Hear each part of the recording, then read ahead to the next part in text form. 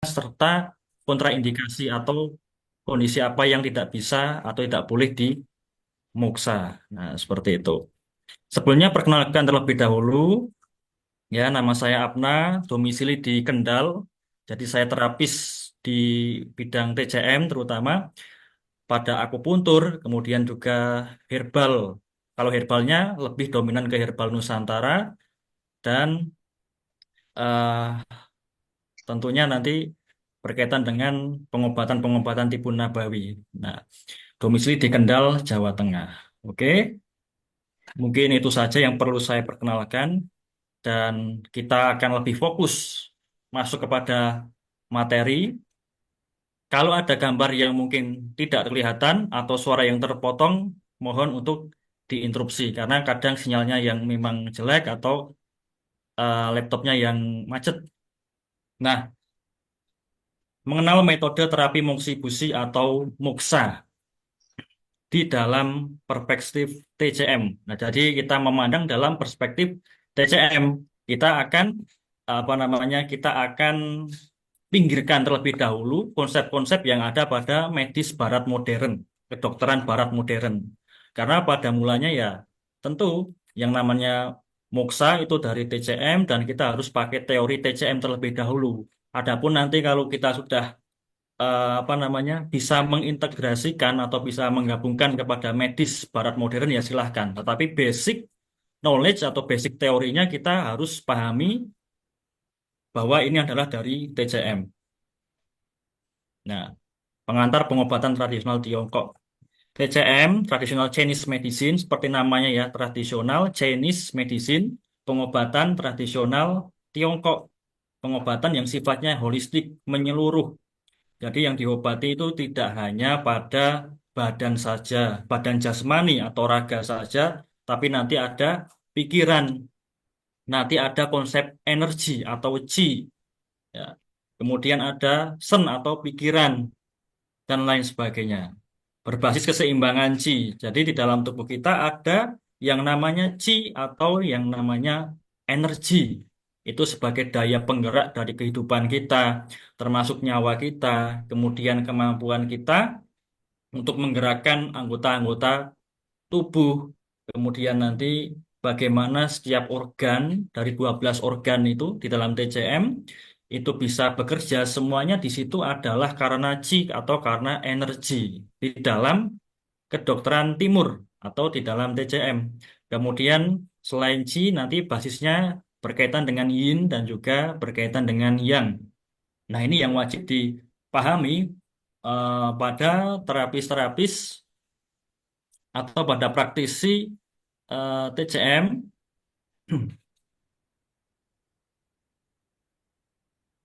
Gambarnya masih terlihat ya.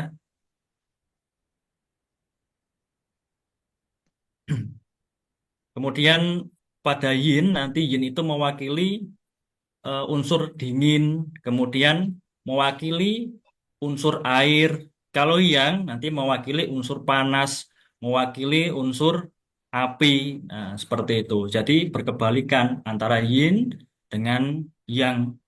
Nanti yin itu adalah eh, apa namanya bumi, kemudian yang adalah langit dan sebagainya. Kita tidak perlu terlalu masuk karena itu nanti beda seminar atau beda materi yang dibawakan itu berkaitan dengan teori dasar dari kedokteran timur atau dari TCM.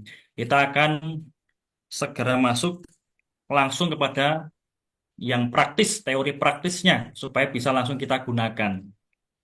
Kemudian ada Qi, kemudian Yin Yang, dan juga ada 5 unsur. Nah, 5 unsur ini kalau yang pernah mungkin ada yang belajar TCM sekilas atau sudah belajar lebih lanjut, tentu paham 5 unsur atau Wusing, yaitu Katla. Kalau kita singkat Katla, ada kayu, api, tanah, logam, dan juga ada air. Dan setiap unsur nanti ada organnya masing-masing. Misal nanti pada unsur kayu itu mewakili organ liver dan kantung empedu, nanti pada unsur tanah mewakili limpa dan juga lambung dan sebagainya. Nah, itu basic dari teori-teori TCM secara yang paling dasar karena sebenarnya masih ratusan bahkan ribuan teori dari kitab-kitab kuno pengobatan TCM. Nah, metode yang ada di TCM atau di Traditional Chinese Medicine, nanti ada beberapa ini yang akan kita spill sedikit. Ada akupuntur, tusuk jarum, menggunakan jarum, jarum akupuntur ditusukkan, kemudian nanti di situ merangsang pergerakan chi atau merangsang pergerakan energi. Nanti bisa merangsang ke organ, nanti bisa merangsang ke unsur yin, ke unsur yang, dan sebagainya. Intinya adalah akupuntur, kita menusukkan jarum, yang kemudian nanti jarum itu bisa merangsang energi dalam tubuh kita untuk menggapai kesehatan. Seperti itu. Selain akupuntur mungkin yang kalau nggak pakai jarum tapi titiknya sama itu akupresur. Kalau akupuntur tentu aku poin ditusuk dengan jarum. Kalau aku presur, aku poinnya ditekan dengan tangan atau dengan kayu alat bantu, ya, semacam pijat atau semacam totok. Nah, itu aku presur. Titiknya juga sama, nanti ada titik LI, titik LU, nanti juga ada titik KI dan sebagainya. Titiknya sama, cuma metodenya nanti yang berbeda. Kemudian nanti ada herbal. Nah, herbal juga di dalam TCM sangat-sangat digunakan dan kalau mempelajarinya juga lumayan rumit, bahkan lebih rumit daripada kita belajar herbal Nusantara seperti itu. Ini berkaitan dengan herbal TCM. Kemudian nanti berkaitan dengan tuina. Tuina nanti menggunakan alat baik dari logam atau dari kayu untuk digunakan memijat. Meskipun tidak terlalu dominan kalau pemijatan di dalam TCM itu tidak terlalu dominan. Kemudian ada ini bacanya Cikung, tulisannya Kigong tapi bacanya Cikung. Nah, ini seperti kalau kita lihat di film-film Tiongkok, nah itu ada olahraga semacam olah pernapasan atau olah energi, ya, semacam Tai Chi juga itu, yang mana nanti ada gerakannya, ada hitungannya, ada olah napasnya. Nah, ini untuk merangsang energi juga di dalam tubuh kita supaya energinya lancar, peredaran darah juga nanti lancar, dan nanti siklus dari apa namanya kerja organ juga bisa lancar tanpa hambatan. Jadi itu fungsi ya Qigong sederhananya seperti untuk senam, senam menggunakan gerakan pernapasan dan juga pakai hitungan untuk meningkatkan kesehatan, memperpanjang napas, kemudian untuk relaksasi, ya, mengatasi stres dan untuk membantu menjaga kesehatan. Nah, kemudian ada moksi busi. Nah, inilah moksi busi. Moksi busi ini biasanya pendamping dari akupuntur. Tadi kalau akupuntur pada akupoin atau pada titiknya itu ditusuk jarum. Kalau akupresur nanti dipijat atau ditotok. Nah, kalau moksi busi itu nanti dikasih pemanasan. Dikasih pemanasan yang mana nanti memakai eh, alat memakai bahan khusus yang kemudian digunakan untuk menghangatkan meridian atau jalur energi dan juga akupoin yang berkaitan dengan titik tersebut. Kemudian ada guasa. Nah, guasa ini seperti kerokan. Seperti kerokan, nanti bahannya itu kalau guasa ada yang pakai tanduk sapi, ada yang pakai tanduk kerbau, ada juga yang pakai apa namanya fiber. Kemudian ada juga yang pakai batu, batu giok biasanya. Nah, itu seperti kerokan, tetapi kalau eh, apa namanya kerokan biasanya kita pakai seperti koin. Kalau ini bentuknya lebih besar dan lebih melengkung. Juga nanti kalau dikerokan tidak se ekstrim dan sekasar pada kerokan di Nusantara pada umumnya. Kalau kerokan di Nusantara kan dikerok nanti sampai kemerah-merahan dan apa namanya sampai perih. Nah, kalau pada guasa yang penting adalah kita bisa melancarkan aliran energi sehingga nggak perlu sampai kemerahan atau nggak perlu sampai perih bahkan sampai apa namanya keungu-unguan itu tidak perlu yang penting kita gosok ya itu tujuannya untuk melancarkan arus energi membuang sumbatan. Nah, kita masuk pada pengertian moksibusi. Moksibusi itu adalah terapi pemanasan titik akupuntur. Jadi titik akupuntur yang 300-an itu ada sebagian yang bisa kita panaskan. Ya. Pemanasan titik akupuntur, di situ kita fokuskan, kita kasih pemanasan. Memanasinya nanti kita menggunakan tanaman yang dibakar. Nah, kalau bahasa ilmiahnya Artemisia vulgaris atau bahasa umumnya daun muksa, ada yang menamakan daun baru Cina atau daun mugwort. Ya, nah itu intinya sama bahwa menggunakan daun dari Cina, dari Tiongkok. Nanti di situ daunnya dikeringkan, kemudian diolah, kemudian nanti kita bakar, ya, menggunakan api dan kita arahkan kepada titik akupuntur. Tujuannya nanti untuk menghangatkan meridian dan juga untuk melancarkan aliran qi. Sama seperti akupuntur, moksibusi ini juga dia itu sudah digunakan sejak ribuan tahun yang lalu di dalam TCM, ya, sebagai pendampingnya akupuntur. Ya, ya ini dipraktikkan sejak dinasti Zhou 1200 1027 sebelum Masehi. Tercatat di dalam kitab klasik Huang Ti Neijing. Ini kitab induknya pengobatan tradisional Tiongkok. Awalnya digunakan untuk penyakit akibat dingin. Nah, seperti prinsipnya bahwa pemanasan itu untuk mengatasi penyakit yang sifatnya dingin. Kalau dingin kita harus panasi supaya seimbang. Kalau panas kita dinginkan supaya seimbang. Kembali ke prinsip keseimbangan yaitu prinsip yin dan yang. Yin yang adalah prinsip keseimbangan. Kita ini sehat ketika unsur yin dan juga unsur yang di dalam tubuh kita itu seimbang. Dan terjadinya penyakit di dalam TCM itu adalah karena unsur yin dan juga unsur yang di dalam tubuh kita itu terjadi ketidakseimbangan. Apakah lebih banyak dinginnya, apakah lebih banyak panasnya, ataukah kurang dingin, ataukah kurang panas, nah itu kan jadi tidak seimbang. Yang seimbang adalah panas dan dingin berdampingan secara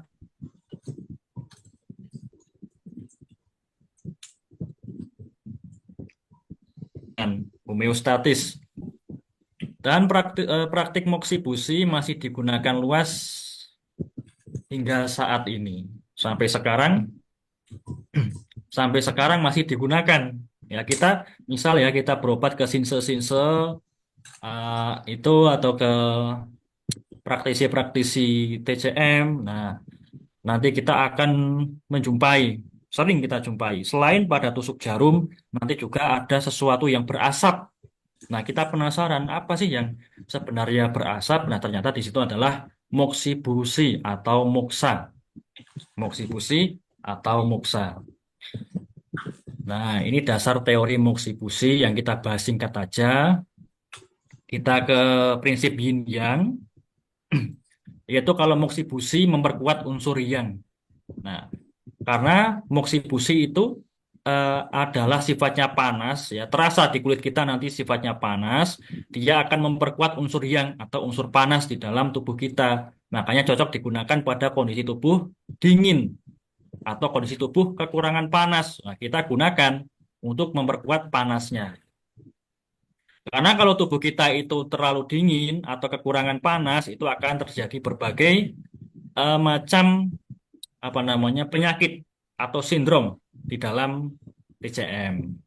Kemudian teori Qi dan darah atau Jie. Panas membantu melancarkan stagnasi. Nah, panas membantu melancarkan stagnasi. Stagnasi itu sumbatan. Ada misal sumbatan karena dingin. Perut kita sakit karena dingin. Misal dingin itu kita minum atau makan yang dingin dan juga mentah. Minum es atau kemudian nanti makan sayur-sayuran mentah ya itu sifatnya dingin. Atau kena patogen luar, artinya adalah penyebab penyakit luar sifatnya dingin. Misal habis kehujanan atau habis dari ruangan ber-AC. Nah, itu tubuh kita dalam kondisi dingin sehingga terjadi eh, sumbatan energi atau sumbatan darah.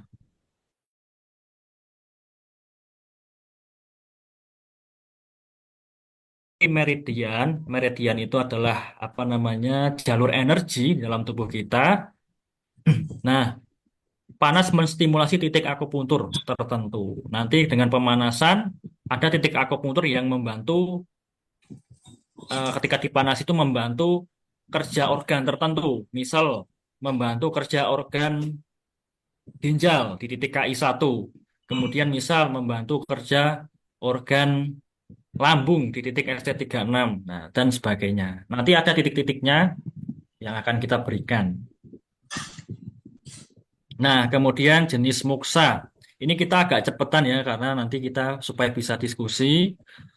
Dan nanti mungkin ada share rekaman video nanti bisa diputar kembali. Nah, ini yang pertama jenis muksa itu ada muksa stick atau muksa cerutu. Bentuknya itu kayak rokok tapi besar. Ya namanya cerutu ya.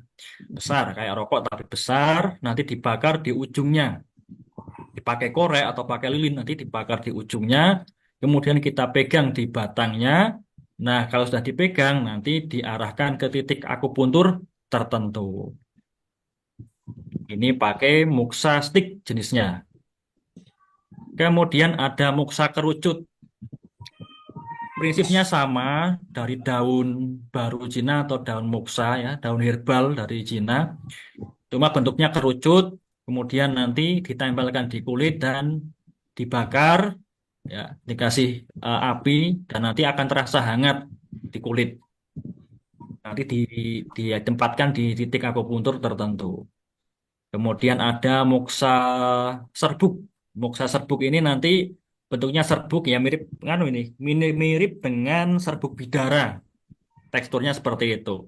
Dan nanti kita akan bentuk sendiri jadi kerucut baru dibakar. Ada juga yang jual seperti ini. Ini yang masih kuno sekali. Kemudian ada muksa potong atau muksa sate. Kayak muksa rokok atau muksa cerutu tadi, tapi dipotong-potong. Kemudian nanti ditaruh di ujung, maaf, di pangkal ya, yang buat pegangan pada jarum akupuntur. Disuruh itu nanti dibakar, nanti jarumnya itu akan panas dan sampai masuk panasnya itu sampai ke titik akupuntur yang dituju. Wah, ini efektif sekali karena langsung double di akupuntur sambil di muksa. Kemudian pada metode moksi busi, kita ada moksi busi langsung atau moksanya ditempel langsung ke kulit. Bentuknya ada yang kerucut seperti itu, ada yang kayak dupa, ya. Kemudian nanti di bawahnya ada perekat. Ya, intinya sama aja, cuma beda bentuk sebenarnya.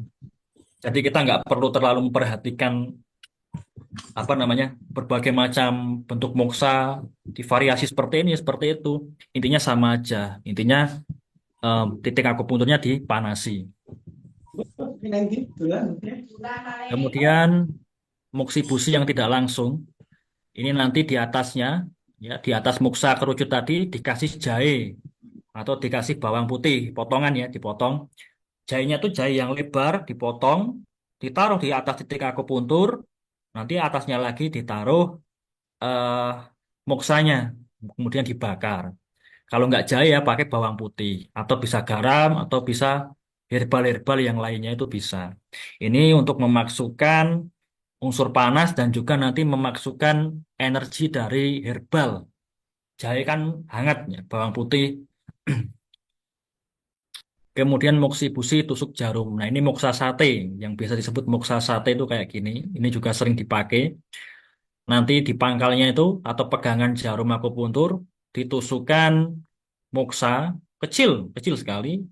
Ya satu sejari kelingking ada atau sejempol juga ada ukurannya. Nanti kalau sudah ditusukkan baru dibakar pakai korek.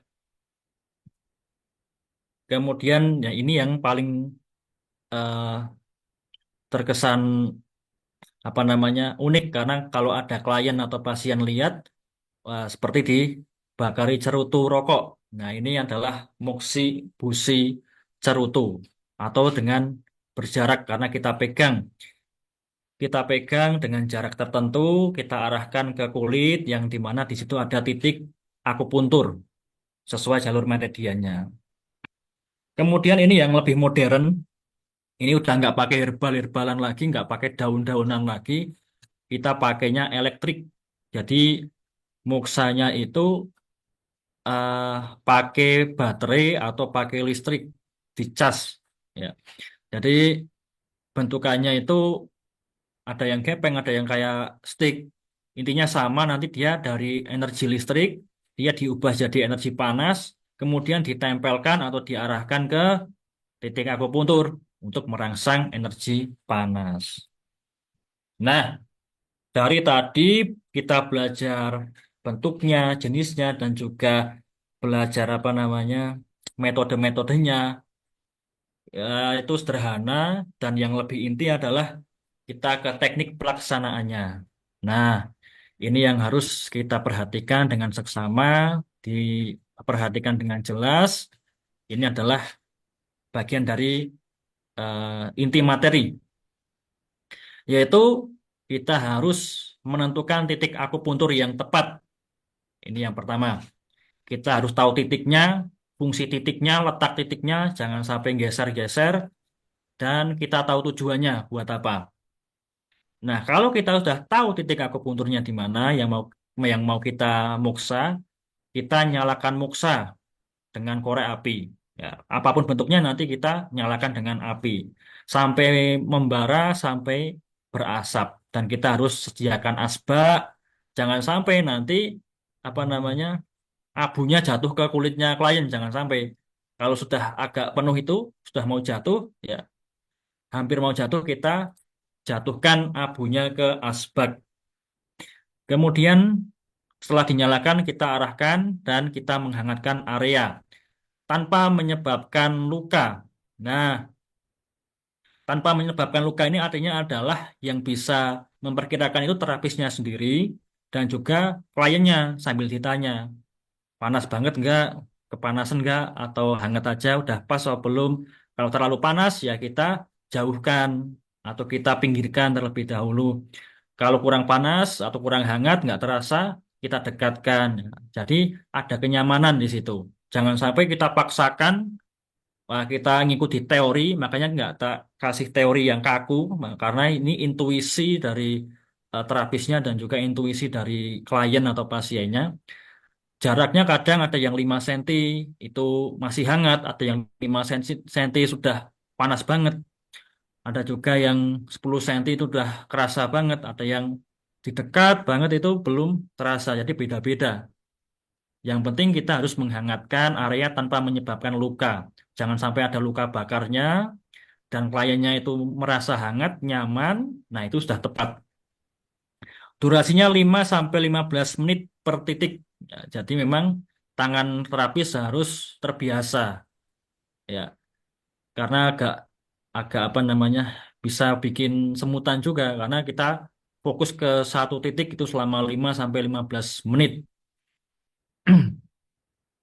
Meskipun nanti juga ada alat yang eh, kita nggak perlu megang, jadi kayak ditempel atau kita ditaruh atau ada seperti apa standingnya itu, ya dilakukan oleh terapis terlatih. Nah, ini juga penting dilakukan oleh terapis terlatih karena kita tidak hanya sekedar muksa, hanya sekedar dimuksa, tapi kita juga tahu teori dasarnya seperti apa, maksud dan tujuannya seperti apa, dan tepat diagnosanya. Karena kalau tidak tepat diagnosanya nanti bisa tambah sakit, malah sakitnya tambah parah. Karena apa namanya sudah penyakitnya panas malah dipanasi ya, malah kebakar. Ibarat istilah analoginya seperti itu. Harusnya adalah kondisi dingin kita panaskan, malah kondisi panas ditambahi muksa yang panas ini kan malah tambah parah. Seperti itu.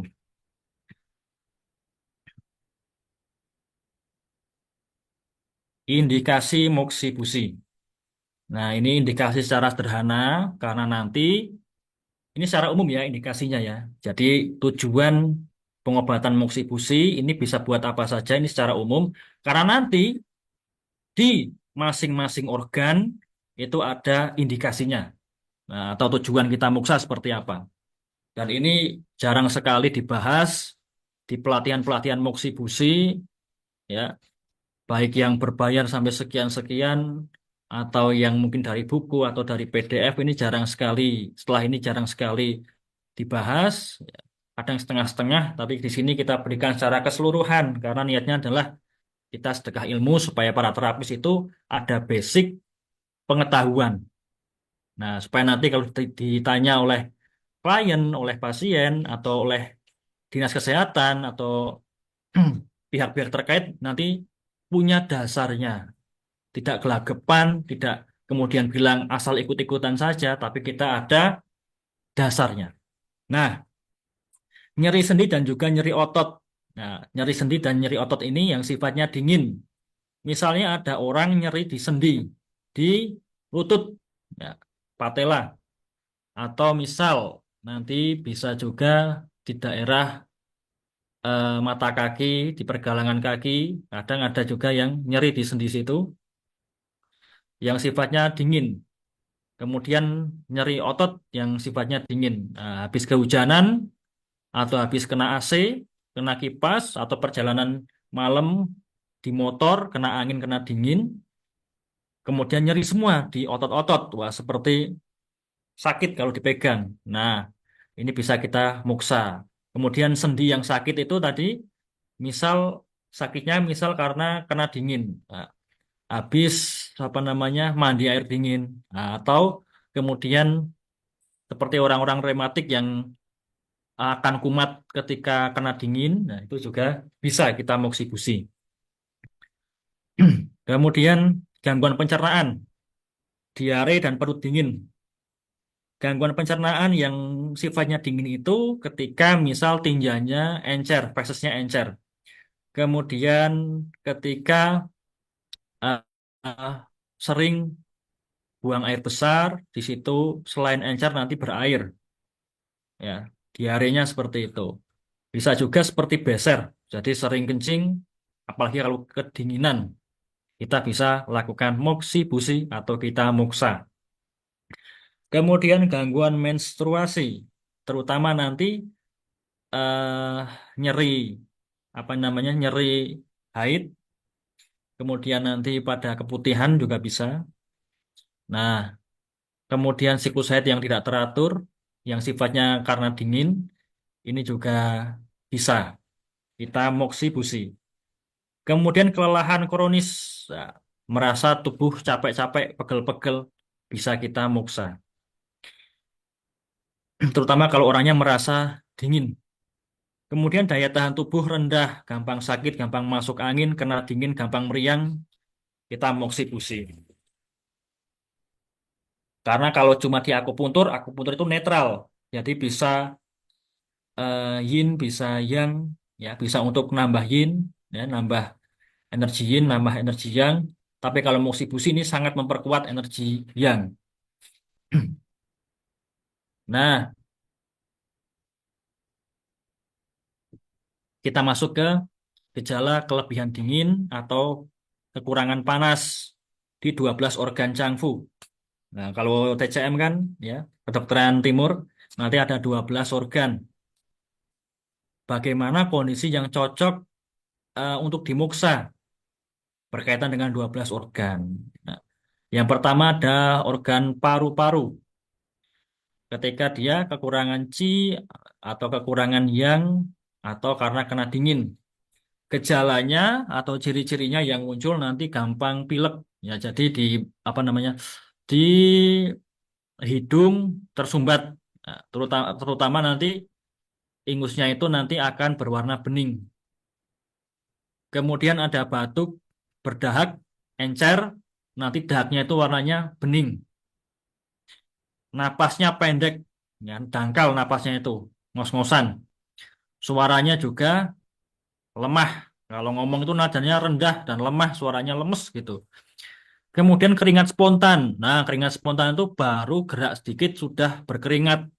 Ya, kemudian kayak itu paru-paru basah. Nah, itu kan kadang di tangan, di kaki, kadang di punggungnya.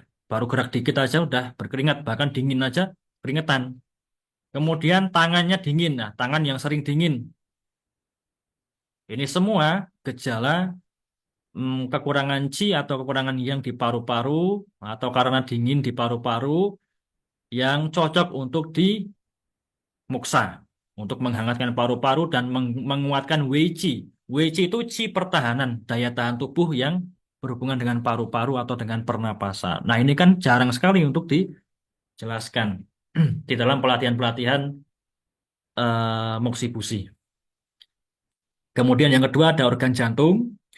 Organ jantung itu nanti polanya atau penyakitnya itu di dalam TCM kekurangan yang jantung atau kekurangan panas di jantung. Jantungnya kena dingin.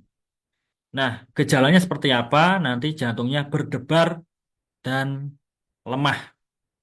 Detak jantungnya itu lemah atau jantungnya lemah dan berdebar, deg-degan. Kemudian dadanya itu terasa dingin atau terasa nyeri. Kalau dingin berarti kita pegang di bagian dada sebelah kiri, ya, nanti terasa dingin atau nyeri, sering nyeri. Nah, kalau di jantung itu kan nyerinya biasanya di dada sebelah kiri, ya, mohon maaf di eh, area puting dan bawahnya sebelah kiri, dan bisa menjalar sampai ke lengan tangan yang atas bagian kiri, bisa nyerinya sampai ke situ. Kemudian wajahnya pucat. Nah, kita sering mungkin kita jumpai orang-orang yang sakit jantung, jantungnya lemah, wajahnya sering pucat. Bibirnya, wajahnya, kelopak matanya pucat. Kemudian mudah lelah, gampang capek, dan keringat dingin. Nah, nanti kita moksa ini untuk menguatkan yang atau menguatkan panas dan melancarkan sirkulasi energi di jantung. Kemudian pada hati, nanti hatinya dingin atau kekurangan eh, apa namanya, kekurangan unsur panas, gejalanya nanti nyeri di bagian perut, ya, yang tengah sampai ke bawah, bahkan bisa menjalar sampai ke atas. Jadi keseluruhan hati, ya, keseluruhan area perut itu nanti bisa sering nyeri. Kemudian sering kram saat haid.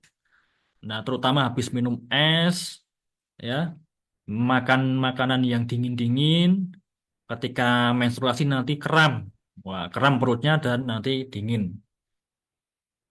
Kemudian nanti emosi tumpul kita nggak perlu bahas sebenarnya karena ini berkaitan nanti lebih lanjut. Kemudian kakinya sering dingin, ya, kakinya sering dingin.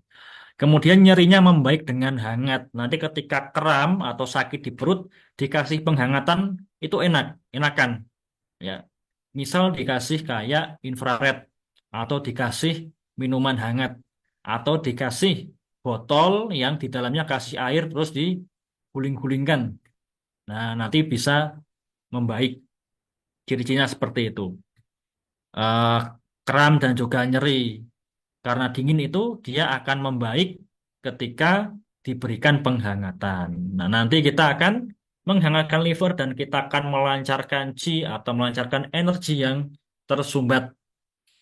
Kemudian organ limpa, kekurangan yang limpa, kekurangan panas di limpa atau dingin di limpa, nanti perutnya akan sering kembung.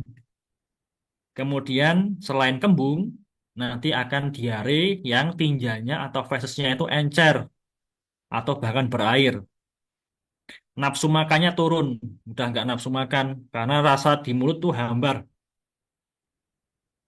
Badannya terasa berat, wah di pundak, di punggung sampai ya seluruh tubuh secara umum nanti terasa berat. Kemudian ekstremitas dingin. Ekstremitas berarti organ gerak tangan dan kaki sering dingin. Nanti kita akan hangatkan limpanya supaya nggak kembung lagi, nggak diare lagi, nafsu makannya bagus, badannya enteng, dan tangan dan kakinya supaya nggak sering dingin. Kemudian yang kelima ada ginjal. Kekurangan yang ginjal atau dingin pada organ ginjal. Nah, pinggangnya dingin atau pinggangnya nyeri, diboyok, ya diboyok kalau bahasa Jawanya diboyok. Dari pusar nanti di belakangnya, dari pusar umbilikus nanti di belakangnya, ya. Di situ adalah letak titiknya ginjal. Kalau sering dingin atau sering nyeri itu bisa menggambarkan kekurangan yang ginjal atau ada dingin di ginjal. Ya, jadi intinya masalah pada ginjal. Kemudian sering buang air kecil, warnanya itu jernih, beser ya. Sering kencing, apalagi kalau kena dingin dan warnanya itu jernih. Impotensi atau infertilitas, ya impotensi atau mandul kalau pada perempuan. Impotensi ke laki-laki, infertilitas pada perempuan. Kemudian lemah, orangnya lemah, jadi lemes, nggak bersemangat, nggak banyak energi. Kemudian kakinya sering dingin. Nah, nanti kita akan muksa untuk mentonik atau menguatkan unsur yang dan juga nanti merangsang mingmen. Mingmen itu api ginjal, api di antara dua ginjal. Ini yang fungsinya menghangatkan seluruh tubuh. Kemudian pada organ perikardium. Nanti perikardium itu selaput jantung ya. Jadi bungkusnya jantung itu di dalam TCM disebut perikardium atau kemudian eh, disebut selaput jantung itu juga bisa. Nah, kalau dia kurang yang atau kurang energi panasnya, nanti dadanya akan terasa dingin atau terasa tertekan. Kemudian orangnya sering was-was, cemas, dan sirkulasi baik dari energi pernapasannya atau sirkulasi darahnya dia akan lemah. Nah, ini kita muksa untuk menghangatkan proteksi jantung, menghangatkan pelindung atau selaput jantung. Kemudian lambung. Nah, ketika lambungnya dingin, nanti akan nyeri di epigastrium. Nah, di wilayah lambung, ya, itu nanti akan apa namanya nyeri, terutama habis kena dingin, habis apa motoran, kena angin, kena dingin, atau habis kehujanan, habis renang, habis minum es, habis di ruangan ber AC, ya nyeri di wilayah lambung, di epigastriumnya, yang kemudian nanti kalau dikasih penghangatan jadi enak. Kemudian muntah yang cair, sendawa karena dingin, sering sendawa, sering muntah, mual, nafsu makan turun, ini gejalanya orang-orang GERD ya. Nah ini kita muksa untuk menghangatkan pencernaan di lambung, supaya dia nggak dingin lagi, supaya normal lagi. Kemudian usus besar. Nah, dingin di usus besar, diare di pagi hari. Kalau pagi hari, bangun tidur, subuh-subuh, ya, atau saat fajar, nanti dia sering diare. Fesesnya encer, ya, tinjanya nanti encer, kotorannya encer, lunak, bahkan berair. Kemudian nanti nyeri di bagian perut bawah. Dan kalau dipegang nanti perutnya ternyata dingin. Makanya kita muksa supaya perutnya hangat, supaya nggak diare lagi, supaya nggak nyeri lagi. Kemudian ini agak kecil tulisannya, dingin di usus kecil. Wah, ini juga nyeri di bagian eh, perut bawah. Kemudian sering buang air kecil, beser, dan warnanya nanti jernih. Ya, kedinginan dikit aja udah beser. Kemudian pencernaannya buruk, tidak bisa menyerap apa namanya nutrisi dengan baik. Nanti kita hangatkan supaya nggak beser lagi, untuk supaya perutnya nggak nyeri lagi. Kemudian kandung kemih, ya kandung kemih nanti berkaitan dengan ginjal sebenarnya kalau kandung kemih ini. Dingin di kandung kemih, nanti dia akan sering buang air kecil, beser, urinnya atau nanti dia akan jernih, kemudian dia akan beser dan nanti nyeri di perut bagian bawah yang kalau dikasih penghangatan nanti bisa lebih enakan lagi. Ya, kan? Nanti kita akan kasih muksa supaya normal pada kandung kemihnya. Kemudian kantong empedu ketika dingin atau kekurangan panas. Nanti ini gejalanya rasa pahit berkurang. Artinya adalah kita ketika apa namanya konsumsi makanan atau minuman yang rasanya pahit itu kita nggak merasakan. Kemudian pencernaan lemaknya lemah karena cairan empedu kan untuk memecah lemak. Nah, ternyata dia lemah. Nyeri di sisi kanan. Ya, di sisi kanan dari perut nanti nyeri dan nanti kalau dikasih anget-anget itu lebih baik. Nah, ini kayak orang-orang yang apa namanya?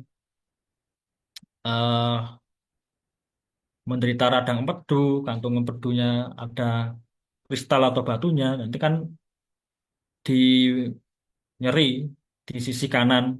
Dan nanti ketika dikasih anget-anget, dikasih penghangatan nanti bisa membaik. Kemudian nanti di Sanciao, ini organ yang khususnya ada di TCM karena di kedokteran modern barat nggak ada Sanciao atau tiga pemanas. Tapi kita tidak akan bahas lebih jauh karena ini bahasan yang panjang.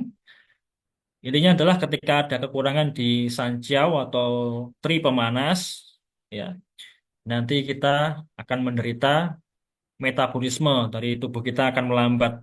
Ada edema atau bengkak air yang sifatnya dingin. Kemudian seluruh tubuh secara umum nanti akan terasa dingin. Nah, kita muksa supaya tidak banyak merasakan dingin. Nah, tadi adalah pola dingin yang kemudian cocok untuk dimuksa. Ya, kalau dimuksa cocok dan akan menuju pada kesehatan atau kesembuhan. Tapi kalau salah, artinya adalah bukan dingin yang dimuksa, tapi ini pola panas. Ya, dimuksa di 12 organ, ya, ini malah tambah parah, memperparah panas, inflamasi atau peradangan, atau bahkan jadi perdarahan. Bisa mimisan, bisa muntah darah, bisa kencing darah, bisa apa namanya, fesesnya berdarah. Kenapa? Karena di dalam TCM panas itu bisa melukai pembuluh darah. Ibarat selang ya, pembuluh darah selang dikasih api kan bocor dan keluar darahnya dari situ. Nah, prinsip umumnya kalau panas jangan dipanaskan. Kalau pola panas itu ditanganinya dengan akupuntur, disedasi, ya, dibuang panasnya. Kemudian dikasih herbal yang sifatnya dingin atau sejuk. Kemudian makanan yang dingin-dingin, bukan dimuksa. Jangan sampai keliru. Ibarat kita lagi panas dalam malah kita minum jahe itu kan malah tambah panas lagi. Atau kita panas dalam malah herbalnya herbal cabai puyang, abdas, kemudian apalagi kencur, nah itu kan tambah panas dan tenggorokannya tambah iritasi, tambah sakit. Nah, ini di organ paru-paru. Nanti ada panas di paru-paru, batuknya itu batuk kering. Ya, kalau nggak kering, misal berdahak, dahaknya warnanya kuning. Kalau yang dingin kan warnanya bening atau putih, berdahak banyak. Kalau pada panas nanti juga tenggorokannya akan terasa kering dan nyeri. Ya, panas dalam itu kan sering ya, tenggorokannya terasa kering, haus terus ya, dan nyeri. Kemudian dia ada demam, ya, panas badannya. Kemudian akan sering haus, kemudian akan keringat yang badannya itu terasa panas dan bahkan mimisan. Orang yang panas badannya kan biasanya juga mimisan karena pembuluh darahnya pecah. Ini tidak boleh dimuksa. Jangan sampai ada orang demam, batuk kering, kemudian apa namanya, batuk berdahak kuning. Nanti tiba-tiba kita klien itu kita muksa ya tambah parah nanti.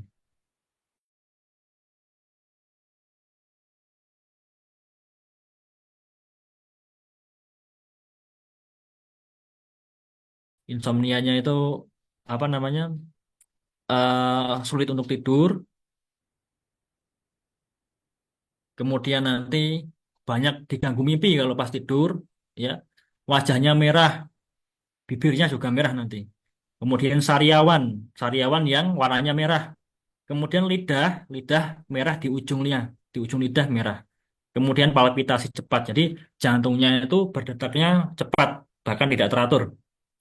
Ini juga nggak boleh dimuksa, nanti tambah marah, tambah parah kalau dimuksa. Kemudian pada organ hati, ya, pada organ hati orangnya mudah marah, nanti sakit kepala yang berdenyut-denyut, ya, sakit kepalanya berdenyut-denyut, terutama di puncak kepala, ya. Kemudian matanya merah, mulutnya itu terasa pahit, kemudian tinnitus atau telinganya berdenging, dan wajahnya merah. Ini juga tidak boleh dimuksa. Ini gejala panas, kalau dimuksa tambah parah. Organ limpa, ketika ada panas lembab di organ limpa, nanti mulutnya lengket, ya, lidahnya terutama lengket. Kemudian nafsu makannya buruk, kembung yang panas kembung tapi dipegang terasa panas. Kemudian nanti kalau diare, diarenya baunya menyengat atau bisa juga malah bukan diare tapi dia malah sembelit itu juga bisa. Karena apa? Karena panas itu eh, mengeringkan air sehingga air yang ada di feses itu juga ikut kering. Fesesnya jadi garing, nggak jadi kering dan sulit untuk keluar karena pelumasnya nggak ada. Kemudian badan berat yang panas ini. Lidahnya kuning dan berminyak. Ini tidak boleh dipanasi karena tambah panas, tambah parah. Kemudian ginjal ketika dia ada panas di ginjal atau kekurangan dingin di ginjal, nanti panas di telapak tangan, kaki, juga nanti di dada. Kemudian keringat di malam hari. Jadi malam-malam hari ketika tidur kita berkeringat. Pinggangnya panas ya diboyok itu nanti terasa panas itu nggak boleh dimuksa nanti tambah panas. Mulutnya kering di malam hari dan insomnia gangguan tidur nggak boleh dimuksa.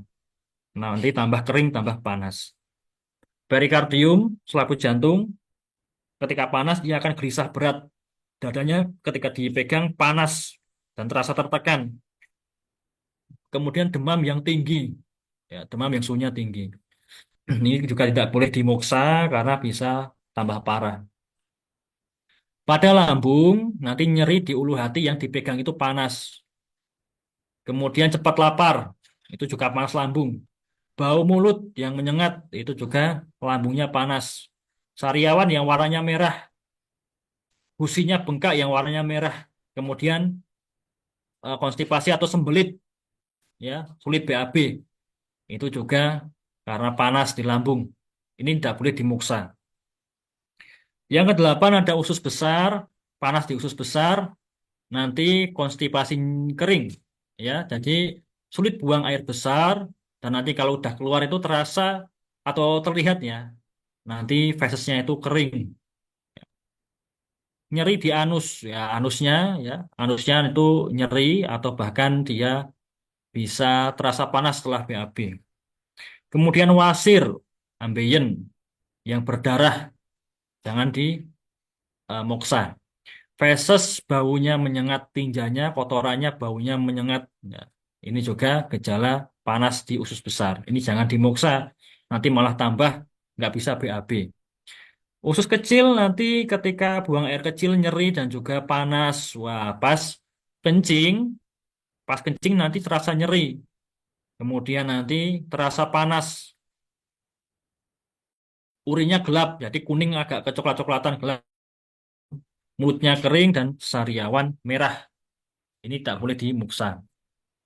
Kandung kemih atau kemudian panas lembab di kandung kemih, orangnya akan anyang-anyangan.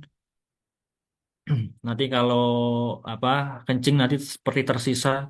Kemudian urinnya keruh atau kuning pekat, ya air kencingnya. Nanti kalau kencing juga ada nyeri dan orangnya biasanya akan sering demam. Kemudian kantung empedu, panas lembab di kantung empedu, mulutnya pahit, terasa mual, ya, kemudian nyeri di bagian apa namanya perut bagian kanan dan nanti urinnya akan kuning dan Sanciau triple burner atau triple manas organ khusus di TCM nanti dia ketika panas akan demam akan sering haus urinnya akan sedikit dan akan gelap. Nanti juga orangnya sering gelisah lidahnya merah nanti selaput lidahnya akan kuning ini tidak boleh dimuksa semuanya ini yang berwarna merah-merah ini jangan sampai dimuksa karena malah tambah parah. Jangan sampai disalahkan sama klien. Habis diterapi bakar-bakar kok malah tambah parah penyakitnya. Ya, jangan sampai seperti itu. Itu kesalahan diagnosis. Dan itu murni kesalahan dari terapis. Nah, manfaat moksibusi secara umum. Kita akan menghangatkan tubuh, ya, bagi tubuh yang sering dingin, kemudian akan melancarkan peredaran darah, bagi yang peredaran darahnya tersumbat karena dingin, kemudian kita bisa mengurangi nyeri yang disebabkan dingin, menambah atau meningkatkan energi vital atau Qi, dan membantu proses penyembuhan alami pada tubuh. Nah, ini adalah posisi ketika kita memegang moksa. Ada yang ya sebenarnya bebas ya senyaman mungkin. Yang penting kita bisa menjaga jarak, jangan sampai ngantuk. Kalau ngantuk nanti eh, baranya nempel ke kulitnya klien dan jadi gosong, jadi luka. Dan itu malpraktek muksi busi. Makanya kita pegang senyaman mungkin. Mau pakai 3 jari, 2 jari bebas, tidak ada pakemnya. Yang penting berjarak. Jaraknya itu juga menyesuaikan eh, kenyamanan dari klien atau pasien, karena yang tahu klien atau pasien mereka yang merasakan. Nah, ini ada yang dipegang seperti biasa ya, seperti memegang tongkat. Kemudian ada juga yang kita perhatikan gambar di tengah dan yang di kanan bawah ini kan ada yang jari kelingkingnya agak di apa namanya diluruskan sejajar dengan muksanya ini untuk jaga-jaga supaya muksanya baranya tidak nempel. Nah, karena kalau mau nempel kan udah terhalang dengan jaraknya kelingking. Nah, ini buat jaga-jaga, buat keamanan, safety, ya. Tapi prinsipnya yang penting senyamannya pasien atau klien dan senyamannya praktisi, tidak ada pakem. Nah, ini titik yang sering digunakan. Ini jarang sekali diberikan karena biasanya pelatihan-pelatihan itu memberikannya setengah-setengah aja. Kita berikan keseluruhan. Ini ada 12 titik. Nanti kita ke titiknya ginjal. Nanti di KI 1. KI 1 di telapak kaki. Ya, nanti telapak kaki kita urutkan ke telunjuknya kaki, turun ke bawah nanti ada yang apa namanya cekung. Nah, di situ KI 1. Di situ kita muksa 5 sampai 15 menit. Ini juga disebut sebagai titik panjang umur. Ya, karena orang-orang Cina kuno kalau moksa itu di sini untuk apa katanya untuk supaya panjang umur. Karena apa? Karena ginjal itu adalah organ paling utama menurut TCM dalam tubuh kita. Sumber dari segala energi yin dan energi yang di dalam tubuh manusia. Makanya kita moksa di KI 1. Ini untuk menguatkan energinya ginjal, menghangatkan badan dan menenangkan pikiran. Menguatkan energinya ginjal supaya tidak beser, supaya tidak impotensi, supaya tidak mandul karena rahimnya dingin. Kemudian apalagi supaya punggungnya tidak dingin, supaya tangan dan kaki tidak terasa dingin. Nah, ini kita pakai KI 1 dan menghangatkan badan pada badan yang dingin-dingin, menenangkan pikiran ya, karena bisa rileks.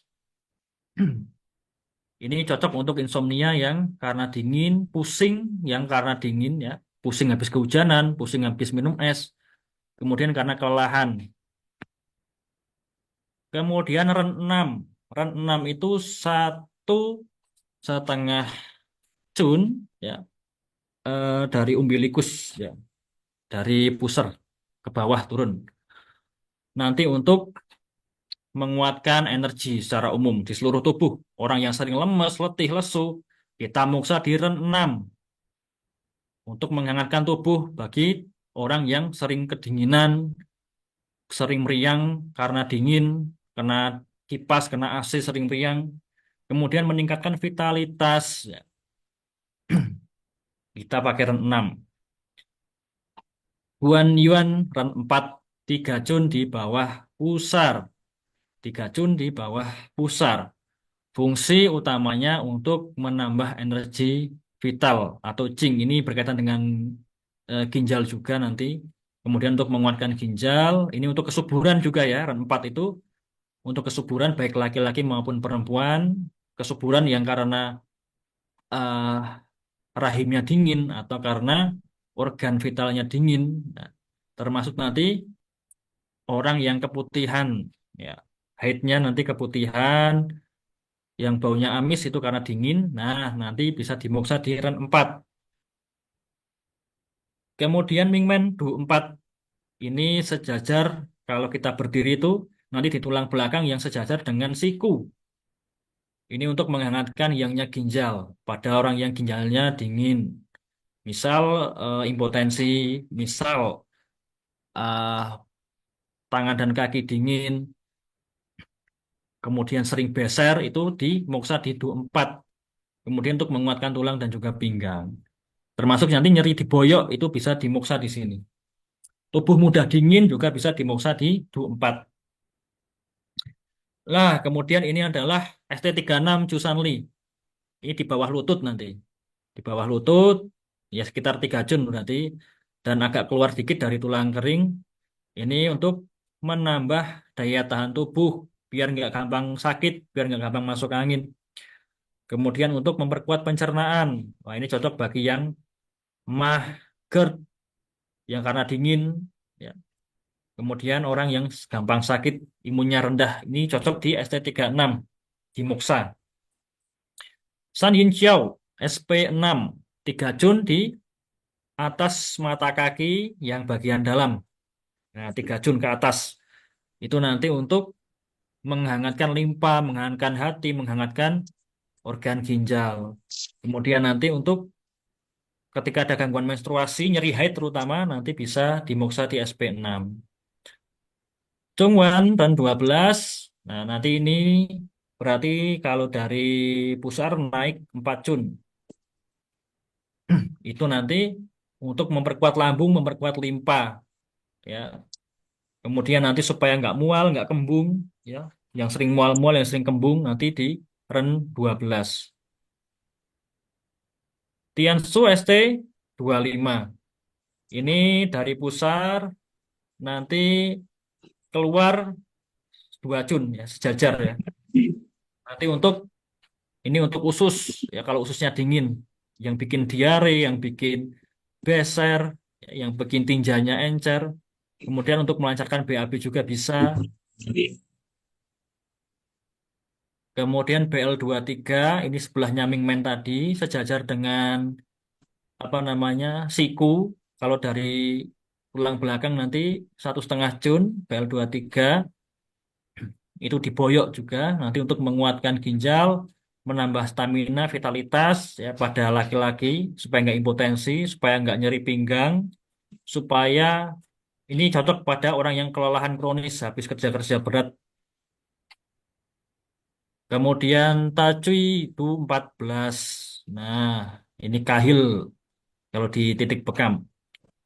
Nanti kita akan gunakan Du 14 ini untuk menambah imunitas, kemudian mengusir angin dan dingin. Nah, habis kena angin, habis kena dingin di motor, di AC, habis naik gunung, jadi flu, jadi apa namanya, eh, batuk-batuk yang habis karena kena dingin. Nah, ini cocok di Moksa di Du 14. Kemudian Pengmen BL12. Nanti di situ itu di sebelahnya belikat yang atas nanti untuk mengusir angin. Nah, ini untuk ini kalau dipijat aja udah biasanya pada sendawa nih, pada keluar angin atau bahkan kentut.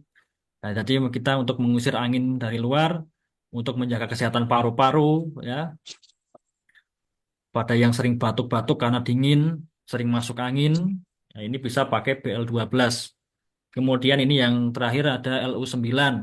LU9 itu berarti di pergelangan tangan, nanti yang bagian ada cekungannya yang urut atau sejajar dengan jempol ibu jari. Situ dimuksa nanti untuk menguatkan si paru-paru biar napasnya bisa lebih panjang, lebih lega.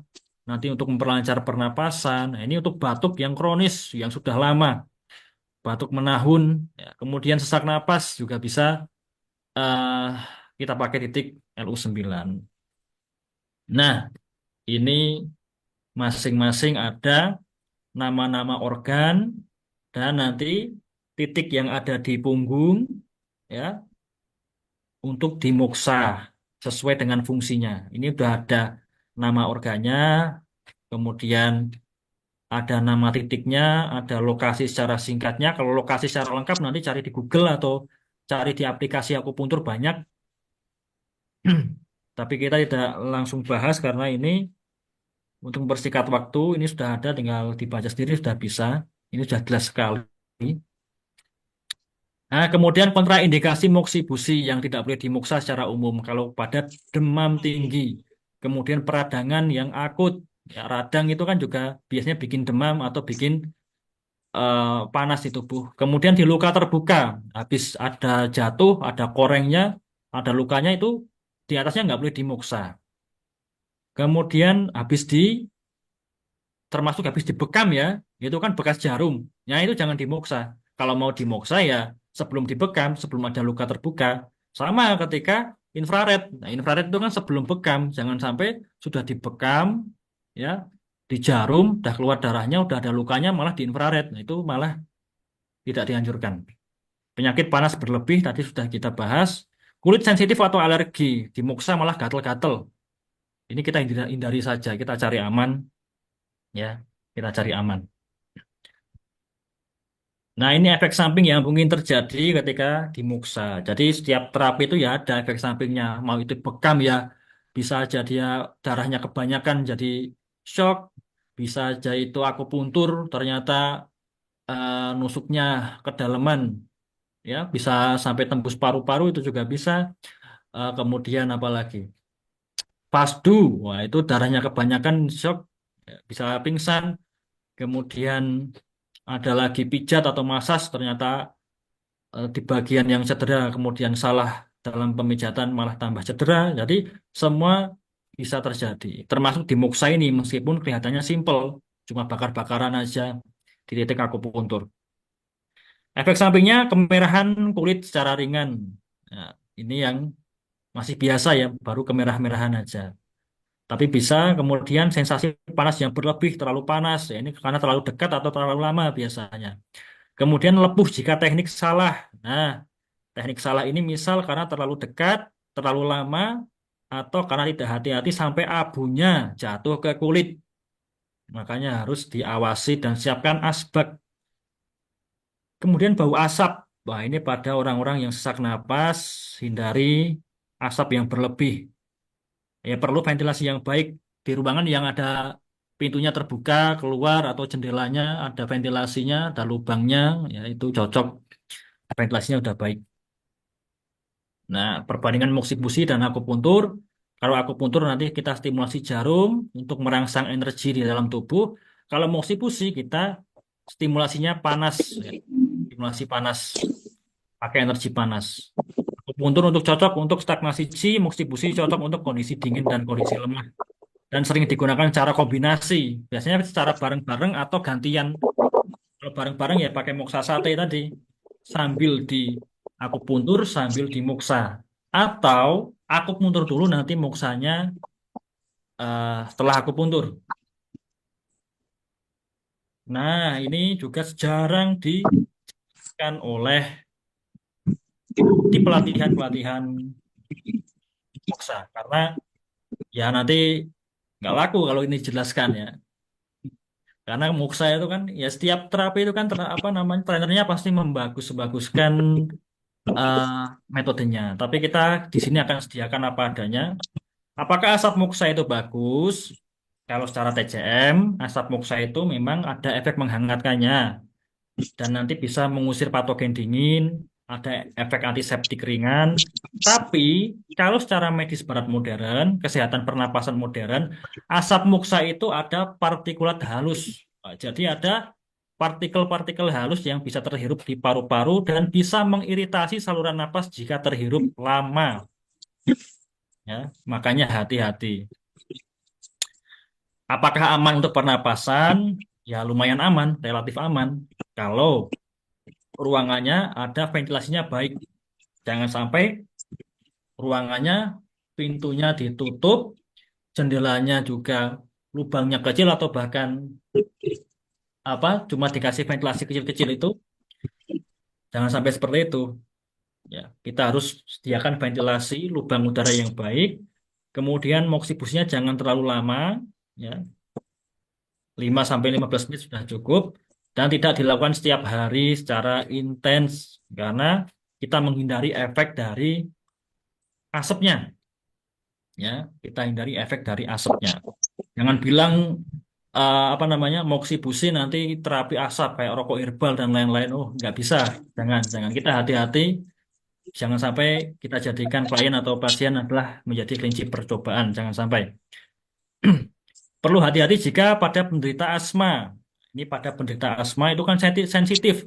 Ada yang sensitif dengan dingin, ada yang sensitif dengan makanan tertentu, ada yang sensitif dengan debu, dan ada yang sensitif dengan asap, baik asap knalpot kendaraan, apalagi asap rokok, kemudian asap bakar-bakaran itu ya di dapur, ya. Kemudian pada orang yang alergi debu atau alergi asap. Kemudian ISPA, ya, infeksi saluran pernapasan akut pada orang yang sinusitis atau PPOK. Dan jangan sampai juga nanti kita sembarangan pada orang-orang yang punya penyakit pernapasan atau penyakit paru-paru. Kemudian pada ibu hamil dan anak kecil. Ibu hamil karena kondisi organ-organnya sedang melemah. Karena apa? Karena energinya dibagi dua. Setengah buat si ibu, setengah buat si janin. Makanya dia kondisinya sedang melemah. Termasuk paru-parunya sedang melemah. Makanya dihindari dulu. Dan anak kecil juga paru-parunya, chi-nya, ya, energinya belum terbentuk secara sempurna. Makanya kita hindari.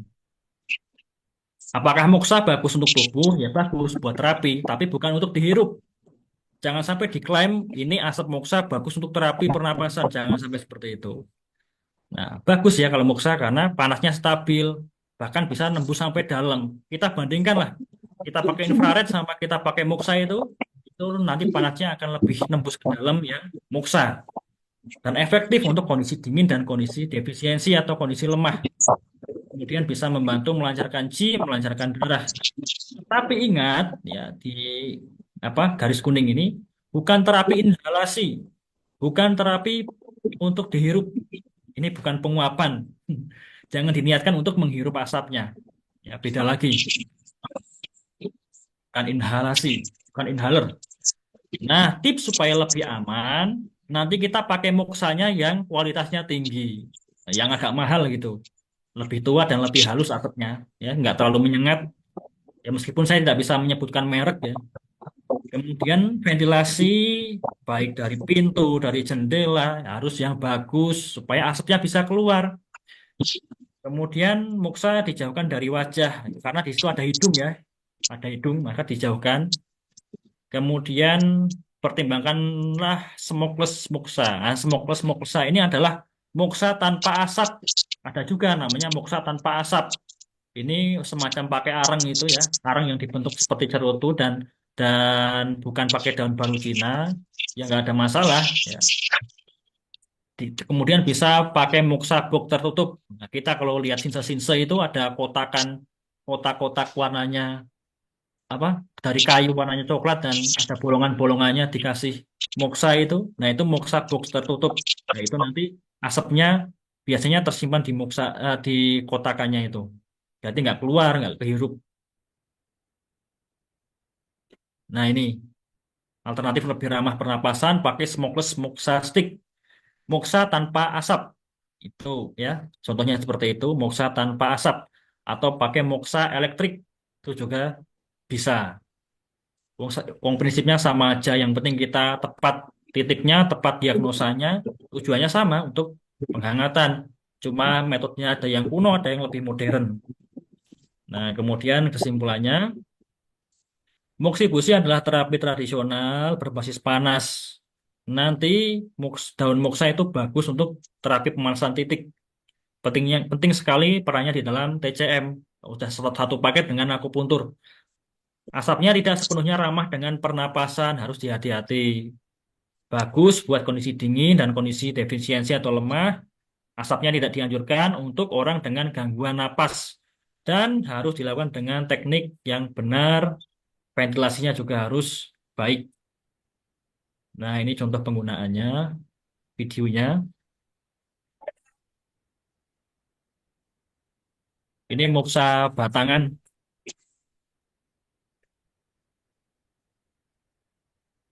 Every day and every night we'll be together.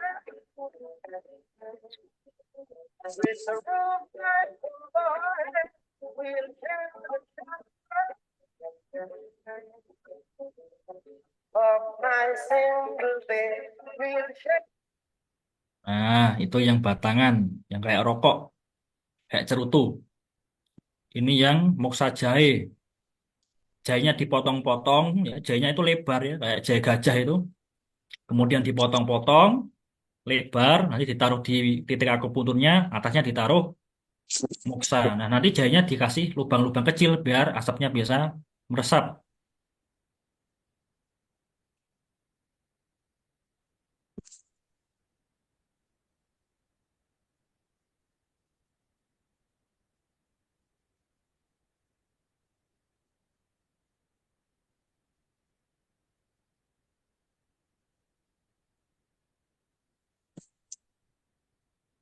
Nah, seperti itu.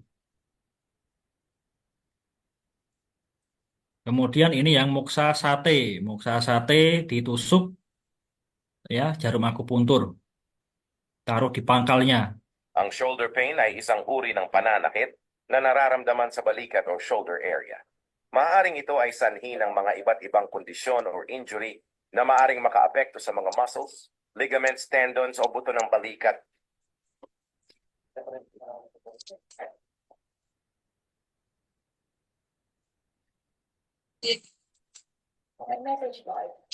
Book your appointment now! 0935. Nah, itu yang muksa sate. Ini yang ditempel. Jadi ada perekatnya kayak apa itu? Double tip. Nanti ini bentukannya kayak dupa tapi tengahnya bolong, berlubang. Contribución, calor sanador, bonificando México 23, conectando 60. Como conexión, sanación, Maracay. Recuerda que escucho tu dolor, encuentro tu sanación. Nah, itu tadi beberapa contoh dari video singkatnya. Intinya ya sama aja. Mau apapun itu nanti ya intinya memanaskan di titik akupuntur untuk menghangatkan tubuh. Intinya di situ untuk merangsang panas pada organ-organ tertentu untuk menghilangkan dingin. Dan sebagai kalimat penutup, panas yang tepat dapat menghidupkan kembali energi tubuh yang dingin atau yang melemah. Seperti itu. Ini kontak kami yang bisa dihubungi. Selanjutnya saya serahkan ke Pak Amin untuk mungkin sesi tanya jawab atau diskusi ya. Mumpung belum terlalu malam, masih ada waktu. Ya, terima kasih Sifu Apna. Untuk peserta apabila ada yang mau ditanyakan bisa ditanyakan lewat obrolan. Nanti kita bisa diskusikan bareng bersama Sifu Apna. Mungkin bisa ditanyakan lewat obrolan.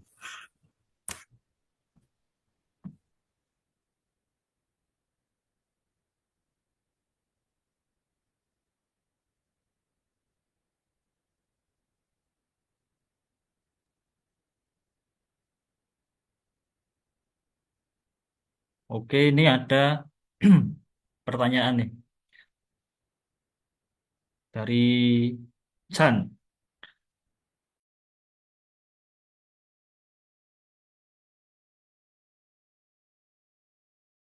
Sama efektifnya dengan akupuntur. Tapi bedanya kalau akupuntur itu bisa di kondisi dingin atau kondisi panas, tapi kalau muksa ini efektifnya adalah di kondisi tubuh yang dingin. Jadi bisa digunakan untuk penyembuhan penyakit. Ya, misal kita pakai moksa itu kita gunakan pada orang yang kakinya dingin atau tangannya sering dingin, orangnya takut jarum, kan nggak mungkin kita akupuntur. Ya berarti di titik itu kita akupresur atau kita totok, kemudian baru ditambah dengan muksa. Ya, misal di titik KI1 kita totok, ya, kayak kayak orang refleksi kita totok, habis itu kita kasih muksa. Jadi itu bisa untuk penyembuhan penyakit termasuk kalau penyakit ya lebih spesifiknya kayak flu atau batuk berdahak yang dahaknya itu bening encer itu dan dingin. Nah, itu juga bisa kita totok kemudian kita tambahin muksa seperti itu. Kalau muksa saja gimana tanpa ditotok bisa bisa saja. Yang penting itu rutin. Rutin itu bisa. Meskipun ya memang lebih cepat akupuntur tapi kalau cuma mau dimuksa juga bisa. Kemudian izin bertanya, bagus mana muksa elektrik sama muksa yang ramuan? Kalau kita katakan bagus yang mana, tentu akan lebih bagus yang ramuan.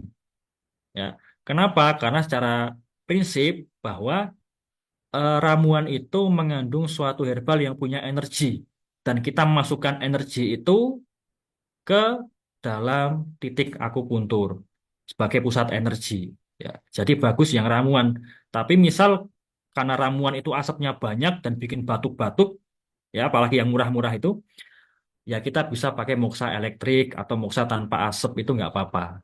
Ya, tapi kalau lebih bagus yang ramuan. Kadang menemukan kondisi klien yang berubah-ubah sehingga sulit menentukan panas atau dingin. Nah, pada dasarnya diagnosis dalam TCM yang lebih akurat mendukung diagnosis yang lebih akurat itu nanti di lidah dan juga di nadi. Tapi nadi itu sulit sekali ya, diagnosa nadi itu sulit sekali. Makanya kita lebih lihat ke lidahnya aja.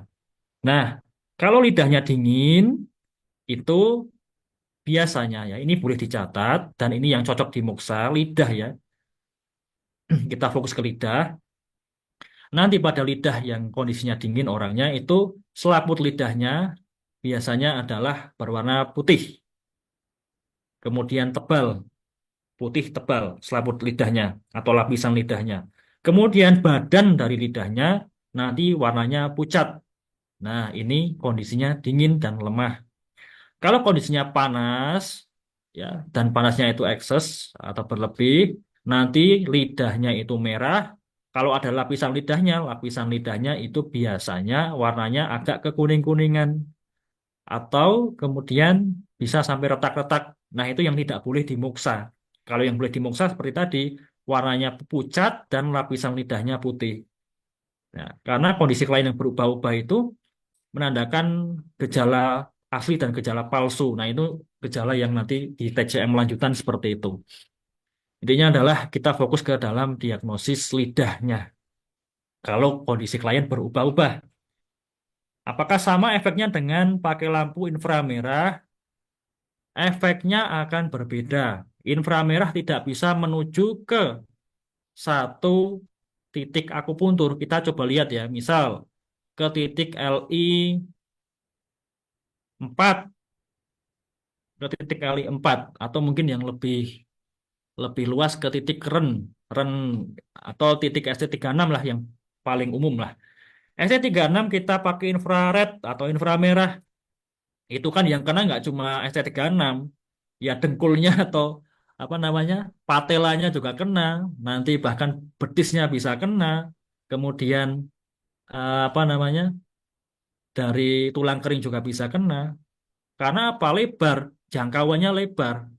Jangkauan infrared itu bisa sampai 50 cm. Sedangkan kalau jangkauan dari eh, apa moksa itu adalah satu titik, paling lebarnya sekitar maksimal 3 cm. Makanya akan lebih efektif untuk titik akupuntur itu adalah pada moksa.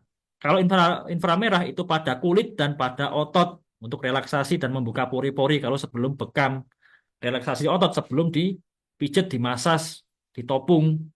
Nah, itu untuk relaksasi ototnya. Kalau untuk kulit dibuka pori-porinya supaya apa? Supaya pori-porinya terbuka dan darahnya mau keluar. Karena kita kalau bekam, misal terlalu pagi, terlalu malam, atau orangnya habis kehujanan, orangnya habis kondisinya dingin, itu kita mau apa namanya? Kita mau bekam itu nggak keluar darahnya, makanya kita infrared dulu supaya darahnya mau keluar dan pori-porinya terbuka sehingga membuka jalur darah, memperlebar pembuluh darah. Berapa lama di muksa? Nah, muksa ini nanti 5 sampai 15 menit dan jangan sampai orangnya kepanasan, nanti melepuh di kulitnya. Kemudian misal wajah pucat tapi mengalir ambeien yang berdarah. Nah, ambeien yang berdarah itu kan di limpa, wajah yang pucat ini di jantung bisa, di limpa lambung juga bisa. Wajahnya pucat tapi mengalir ambeien yang berdarah, maka kita fokus ke gejala yang lebih parah dulu, yaitu ambien yang berdarah. Kita nggak fokus di wajah pucatnya, tapi kita ke ambeien yang berdarah, pertimbangannya di situ. Makanya perlu dihindari terlebih dahulu pada ambeien yang berdarah. Pada orang yang meskipun wajahnya pucat tapi ambeien yang berdarah. Ini kalau di dalam TCM yang lebih lanjut, ya ini menggambarkan limpa gagal mengendalikan darah dan gagal menjaga posisi organ. Itu kalau dalam TCM. Izin bertanya, kalau untuk hernia bisa nggak dengan moksa? Bisa membantu tapi tidak bisa menyembuhkan dengan instan. Jadi kalau hernia nanti ya ada itu ya pijat-pijat hernia, ada akupuntur hernia. Kalau di moksa nanti kita bisa pakai moksanya di 12 titik tadi bisa, tapi harus dibantu dengan pijat dan lain sebagainya. Moksanya tetap bisa membantu untuk menguatkan energi. Karena kalau hernia itu menandakan bahwa energi kita sangat melemah sehingga energinya turun dan timbullah hernia, mendorong organ-organ jadi turun. Kita bisa dimoksa, tapi harus tambahan yang lain-lain. Kalau punya penyakit serius, bisakah? Eh, Tergantung penyakitnya. Kalau penyakitnya sifatnya dingin bisa. Kalau si penyakitnya sifatnya panas tidak bisa. Kalau pas terapi moksa, apakah bajunya wajib dicopot? Apakah ketika moksa pasien tetap masih pakai baju? Apakah boleh? Ya akan lebih baik ketika langsung ke kulit. Ya, sama lah seperti infrared.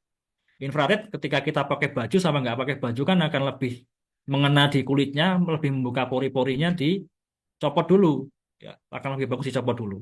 Nah, kalau kepepet gimana? Misal yang terapisnya cowok, yang diterapi eh, akhwat perempuan, ya nggak apa-apa karena memang kepepet ya sudah kita bisa moksa dan kita perhatikan jangan sampai meleleh pada pakaiannya. Belinya di mana? Belinya ada di eh, online shop banyak di Shopee, di Lazada banyak. Jadi kita bisa beli itu harganya murah 30.000 ada, 40.000 dan lain sebagainya ya nggak sampai 100.000 lah murah.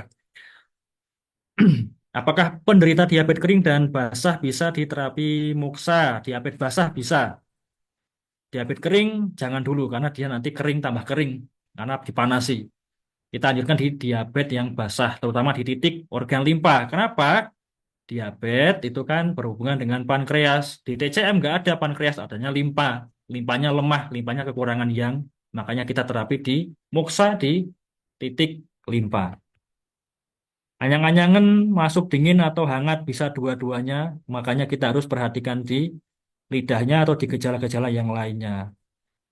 Dingin ya bisa anyang-anyangan, hangat atau panas bisa anyang-anyangan.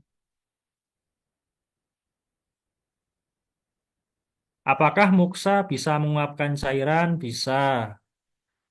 Makanya tidak boleh dipakai juga di orang yang tadi haus. Itu artinya haus itu bahasa kuno, bahasa TCM, bahasa ribuan tahun yang lalu. Kalau bahasa sekarang dehidrasi, kekurangan cairan.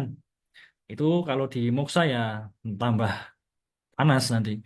Moksa sate abunya bagaimana? Yang moksa sate abunya harus tadi diawasi. Makanya kalau abunya mau jatuh, itu nanti dia di apa ditadai ya, ditadai atau di bawahnya dikasih jaga-jaga seperti piring kecil atau apa supaya nanti bisa kita pakai apa tusuk gigi atau apa kita senggolkan ke abunya itu supaya dia nggak jatuh ke kulit tapi jatuhnya ke asbak atau ke piring kecil itu tadi. Nah, seperti itu. Oke, Pak Amin, apakah kita cukupkan atau ada beberapa lagi? Untuk karena pas untuk obrolannya sudah berakhir Ustadz, untuk nanti oh ini ya Mas, masih ada satu pertanyaan lagi. Oh iya, Kak. Untuk muksa sate itu maksudnya gimana guys Bu? Oh, moksa sate itu bahasa sederhana ya. Moksa sate itu maksudnya adalah moksa yang ditusuk kayak sate di jarum akupuntur. Kayak, nah kayak ini. Apakah terlihat ini videonya? Ang shoulder pain ay isang uri ng pananakit Nah, na ini nararamdaman sa balikat ini kan ditusuk muksanya di pangkal dari jarum o shoulder akupuntur. area. Maaring ito ay sanhi ng mga Nah, ini iba't namanya ibang kondisyon o namanya muksa sate. injury na maaring makaapekto sa mga Nanti muscles, untuk yang ligaments, abunya itu tendon, apakah bisa membuat sakit dari pasiennya itu, Sifu, untuk yang abu dari moksanya? Untuk ini, untuk muksa sate. Oke, itu ada Oh, pertanyaan. abunya itu ada.